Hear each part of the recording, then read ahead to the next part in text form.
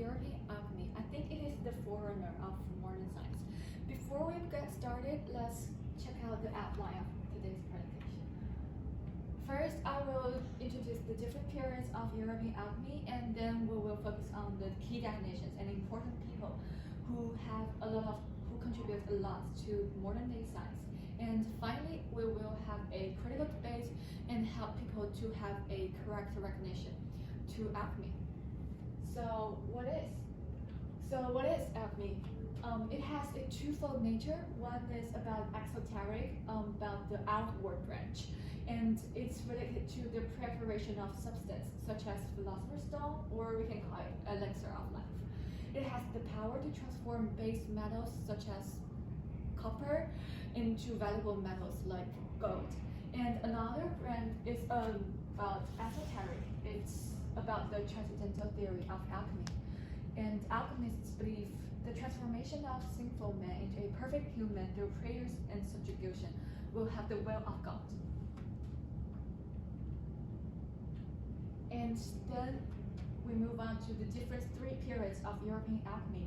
Alchemy first was introduced to Europe from 12th centuries, and at that time a lot of alchemical knowledge are written in Arabic, so it's really hard for people to read, and in that time a lot of translators make the text become more accessible and more crystal tone.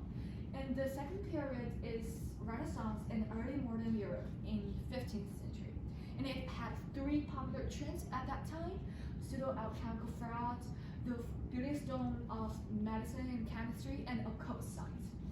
At that time, a lot of alchemists believe the philosopher's stone can summon or communicate with angels and God, so it was not trusted by royal society.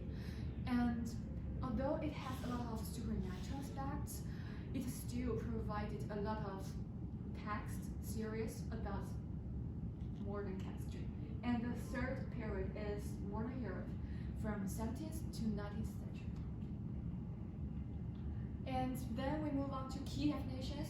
The first one is doctrines of Aristotle. It's about the four elements like earth, water, air, fire, which were proposed to explain the nature and complexity of all matter in terms of simpler substances. And the next one is about the eternal life. Philosopher's stone is a mythical alchemical substance capable of turning base metals into valuable metals, and it was the central symbol of the mystical terminology of alchemy. So now let's talk about some important alchemists who have a lot of contributions to modern science. The first one is Henrik Brandt. He's a German alchemist, and he found out phosphorus, which he named from the Greek word for light bearing. And phosphorus must have been awe-inspiring to an alchemist. It was a product of man and seeming to glow with a life force that didn't diminish over time. However, Brandt kept his discovery secret, and he didn't communicate with others about his experiments and results. I think it is a shortcoming of alchemy at that time, because they didn't have a perfect peer review system, so it is really inefficient because alchemists didn't know whether their results are right or wrong. And the second one is Paracelsus. He believed that the principles of alchemy could be applied to the organs of body, and his theories or thoughts can provide the cornerstone of today's toxicology. In all things, there is a poison, and there is nothing without a poison. It depends only upon the dose, whether a poison is poison or not.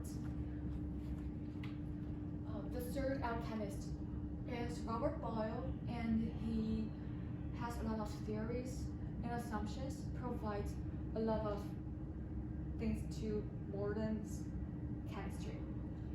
And this approach eventually led to the founding of modern chemistry in the 18th and 19th century, based on revolutionary discoveries and ideas of John Dalton. So after introducing so many aspects of alchemy, now let's have a correct repression and combination of alchemy. Many people think it is pseudoscientific because a lot of alchemists they want to transform the base metals into valuable metals such as gold, and a lot of them also persuade the eternal of life. However, I think it is a science related to philosophy, religion, and theology. Sorry, because although a lot of people they think it is pseudoscientific, they also persuade the same goal as modern scientists. They want to find out the rules govern the world around us. And I think it is really important for us to realize that as the first time, the science don't need to be on its right track. After testing and experimenting, and we can sort out our missteps and then distill them into some series that closer to the truth. So that's all for today's presentation. Thank you so much.